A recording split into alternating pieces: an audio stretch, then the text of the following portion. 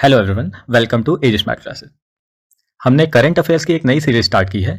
Current affairs की इन videos से प्रतिदिन राष्ट्रीय और अंतर्राष्ट्रीय की महत्वपूर्ण जानकारी हम आपके साथ साझा करेंगे। ये सीरीज आपके सभी एग्जाम्स की दृष्टि से काफ़ी इंपॉर्टेंट रहेगी। अगर आप कुछ बातों को कॉपी और पेन लेकर नोट करते चलें तो आपके लिए बहुत फायदेमंद रहेगा। वीडियो में आगे बढ़ने से पहले मैं आपको यह बता दूं कि अगर आप हमारे चैनल पर नए हैं तो हमारी इंडियन पॉलिटी सीरीज और इंडियन हिस्ट्री की रिवीजन सीरीज को अवश्य देखें। प्लेलिस्ट की लिंक नीचे डिस्क्रिप्शन बॉक्स में दी गई है। तो चलिए वीडियो की शुरुआत करते हैं। तो इस वीडियो में हम शुरुआत करेंगे कुछ चर्चित व्यक्तित्व की। तो पहला है पीटी उषा की नियुक्ति। 10 दिसंबर 2022 को भारत की महान एथलीट पीटी उषा भारतीय ओलंपिक संघ आईओए की पहली महिला अध्यक्ष बन गईं। चुनाव में उन्हें निर्विरोध अध्यक्ष चुना गया। 1960 के बाद पहली बार कोई खिलाड़ी आईओए का अध्यक्ष बना है। महाराजा यादविंदर सिंह 1938 से 1960 पिछले ऐसे अध्यक्ष थे जो खिलाड़ी रह चुके थे। ध्यातव्य हो कि चुनाव उच्चतम न्यायालय द्वारा नियुक्त किए गए उसके पूर्व जज नागेश्वर राव की देखरेख में संपन्न हुए। पीटी उषा के अध्यक्ष चुने जाने से आईओए में गुटीय राजनीति के कारण पैदा हुआ संकट भी समाप्त हो गया। गौरतलब है कि पीटी उषा के नाम एशियाई खेलों में 4 स्वर्ण और 7 रजत पदक हैं। वह 1982, 1986, 1990 और 1994 में एशियाई खेलों में पदक जीती थी। इसके अलावा उनके नाम एशियाई चैंपियनशिप में 14 स्वर्ण, 6 रजत और 3 कांस्य पदक हैं। 58 साल की पीटी उषा 1984 ओलंपिक में 400 मीटर बाधा दौड़ के फाइनल में चौथे स्थान पर रही थी। अब नेक्स्ट हम देखते हैं केवी शाजी। इनकी नियुक्ति के बारे में 7 दिसंबर 2022 को केवी शाजी को राष्ट्रीय कृषि और ग्रामीण विकास बैंक नाबार्ड का अध्यक्ष नियुक्त किया गया है। उन्होंने पूर्व में 21 मई 2020 तक नाबार्ड के उप प्रबंध निदेशक डीएमडी के रूप में कार्य किया। वह अहमदाबाद में भारतीय प्रबंधन संस्थान आईआईएम से सार्वजनिक नीति में पीजीडीएम के साथ कृषि स्नातक हैं। नाबार्ड में शामिल होने से पहले उन्होंने केनरा बैंक में 26 वर्षों तक विभिन्न पदों पर काम किया। केनरा बैंक के कॉरपोरेट कार्यालय में वे रणनीति, योजना और व्यवसाय विकास के प्रभारी थे। उन्होंने सिंडिकेट बैंक और केनरा बैंक के विलय में भी महत्वपूर्ण भूमिका निभाई थी। इससे पहले उन्होंने भारतीय राष्ट्रीय भुगतान निगम एनपीसीआई और देश के सबसे बड़े क्षेत्रीय ग्रामीण बैंक केरल ग्रामीण बैंक के लिए काम किया। 2013 से 2017 तक उन्होंने केरल ग्रामीण बैंक के अध्यक्ष के रूप में भी कार्य किया। केवी शाजी तिरुवनंतपुरम के मूल निवासी हैं।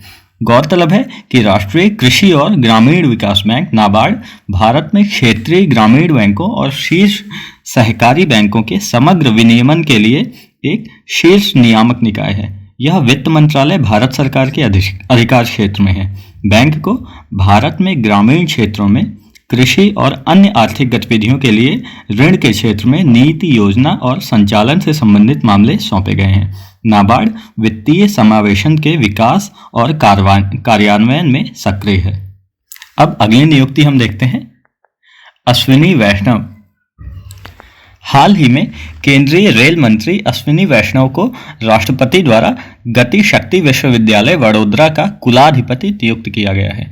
श्री अश्विनी वैष्णव गति शक्ति विश्वविद्यालय के पहले कुलाधिपति होंगे, जबकि राष्ट्रपति ने डॉक्टर मनोज चौधरी को गति शक्ति विश्वविद्यालय वडोदरा का पहला कुलपति नियुक्त किया। केंद्रीय विश्वविद्यालय अधिनियम 2009 के अनुसार डॉक्टर मनोज चौधरी गति शक्ति विश्वविद्यालय के कुलपति का पद ग्रहण करने की तिथि से 5 वर्ष तक धारण करेंगे। ध्यातव्य हो कि गति शक्ति विश्वविद्यालय को जुलाई 2022 में केंद्रीय मंत्रिमंडल द्वारा केंद्रीय दर्जा दिया गया था।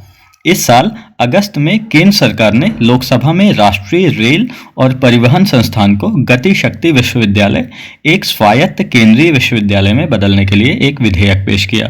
गौरतलब है कि केंद्रीय विश्वविद्यालय संशोधन विधेयक केंद्रीय शिक्षा मंत्री धर्मेंद्र प्रधान द्वारा पेश किया गया था, जो क्षेत्र में महत्वाकांक्षी विकास और आधुनिकीकरण का समर्थन करने के लिए पूरे परिवहन क्षेत्र को कवर करने के लिए रेलवे से परे विश्वविद्यालय के दायरे का विस्तार करना चाहता है।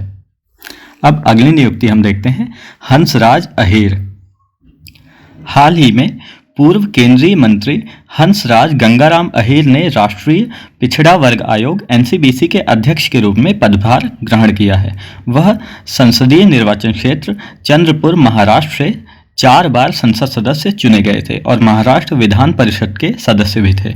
इसके पहले वर्ष 2014 से 2019 के बीच 68 वर्षीय अहीर केंद्रीय गृह राज्य मंत्री और केंद्रीय रसायन एवं उर्वरक राज्य मंत्री थे। गौरतलब है कि राष्ट्रीय पिछड़ा वर्ग आयोग एनसीबीसी का गठन शुरू में केंद्र सरकार द्वारा राष्ट्रीय पिछड़ा वर्ग अधिनियम 1993 द्वारा किया गया था। आयोग में 5 सदस्य होते हैं, जिनमें अध्यक्ष, उपाध्यक्ष तथा 3 अन्य सदस्य शामिल हैं। अब अगली न्यूज हम देखते हैं, योजना परियोजना।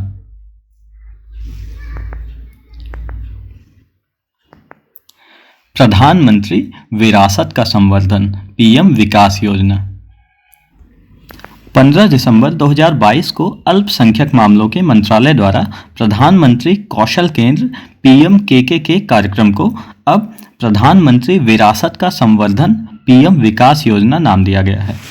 इसका उद्देश्य कौशल विकास, शिक्षा, महिला नेतृत्व और उद्यमिता के घटकों का उपयोग करके अल्पसंख्यकों, विशेष रूप से कारीगर समुदायों की आजीविका में सुधार करना है। यह एकीकृत योजना मंत्रालय की 5 पूर्ववर्ती योजनाओं सीखो और कमाओ, उस्ताद, हमारी धरोहर, नई रोशनी और नई मंजिल को आपस में जोड़ती है। इस योजना को 15वें वित्त आयोग की अवधि के लिए कैबिनेट द्वारा अनुमोदित किया गया है। So that's all for now. आशा करता हूँ वीडियो आपको अच्छा लगा होगा। अगर अच्छा लगा हो तो वीडियो को लाइक करें, चैनल को सब्सक्राइब करें और शेयर करें। धन्यवाद।